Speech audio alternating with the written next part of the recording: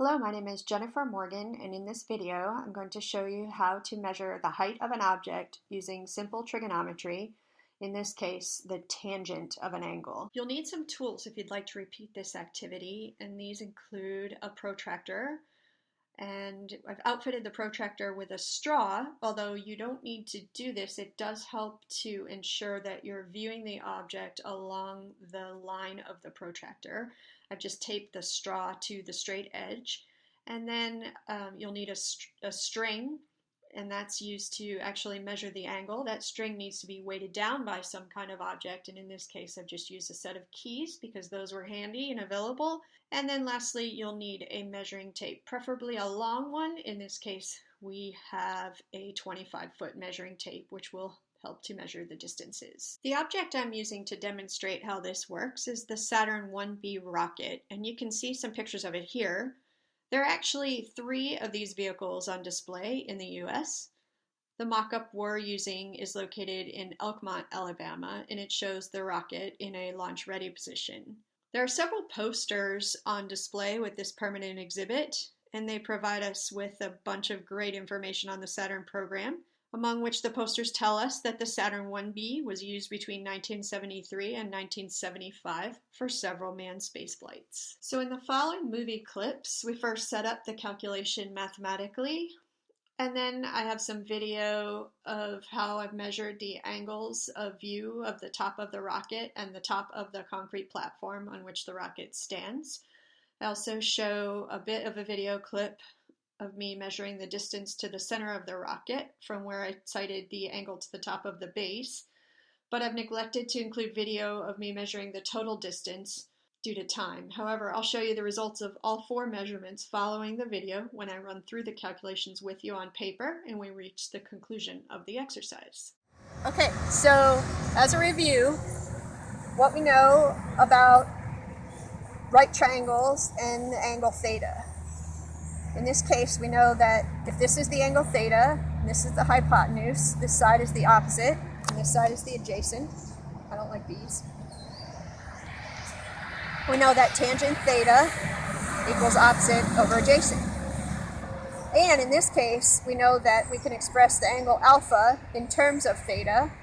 We know that theta equals 90 minus alpha because all 3 of these angles have to add up to 180 degrees. So if we let D equal the length of the adjacent side, and then we let H equal the length of the opposite side, then we know that the tangent, when we substitute in 90 minus alpha, as that equals theta, we know that the tangent of theta, or the tangent of 90 minus alpha, is equal to opposite over adjacent, or H over D, and therefore we have this equation here. Now, from the eyes of the viewer, I've showed up our experiment here, and from the eyes of the viewer we have this little triangle, or this big, which is equal to this big triangle, and tangent theta, in this case, opposite over adjacent, where opposite is expressed as h prime over distance d, height from the viewer to the edge of the object. And we know that the real height of the object has to include the height of the viewer. So therefore, big H is equal to h prime plus h. And when we substitute all that into the equation above, we get tangent of 90 minus alpha equals h prime over distance d. And therefore, tangent of 90 minus alpha times d is equal to h prime, which is the height of the object from the viewer's eyes perspective. Hello, my name is Jennifer Morgan. I'm a teacher candidate at the University of Alabama in Huntsville, and I'm going to show you how to measure the height of an object using simple trigonometry. So right now I'm standing next to the Saturn 1B rocket, which is on display off of Interstate 65 southbound at the Visitor Center in Elkmont, Alabama. And I'm going to use this protractor, which I've outfitted with a straw so I can look through it, and a set of keys to hold the string, and then I'm going to measure the angle that I view the top of the rocket. I'm going to just study the keys here a little bit.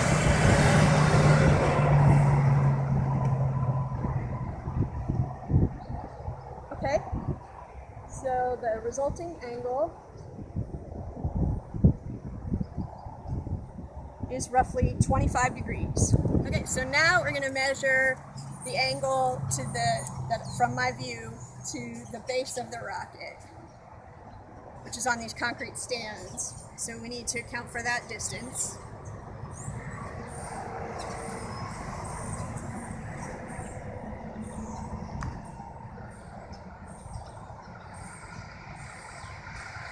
And at this point, the angle is 70 degrees.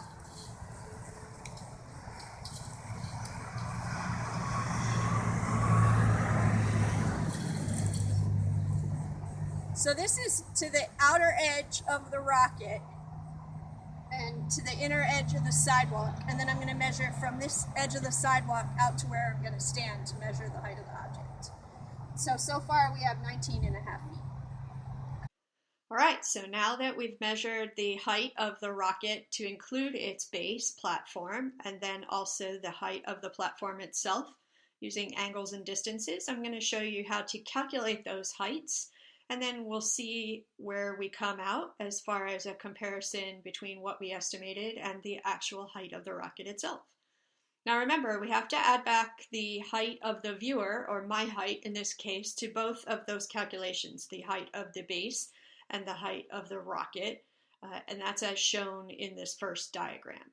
So on this last page, I'll walk you through how we calculate the heights both of the rocket, including the concrete base, and then of the base, so that we can subtract that from our answer and derive the height of the rocket itself.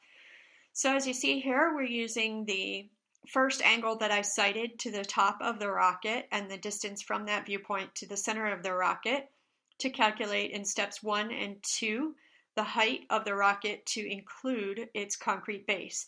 And this is estimated at 251 feet total.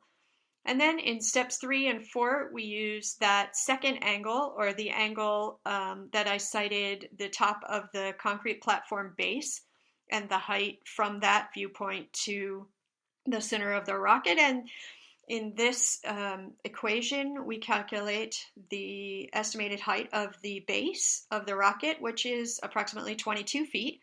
And then we subtract 22 from the prior answer, 251, and we arrive at the conclusion that the estimated height of the Saturn 1B rocket is 229 feet. And then in this last slide, I'm showing that the actual height, as cited by many different sources, is 225 feet, and then we were only off by a matter of 4 feet, which means our percent error was less than 2%. So hopefully you've enjoyed this video and tutorial, and you're able to go off and do a similar project with your students. Thank you so much. Triangle man, triangle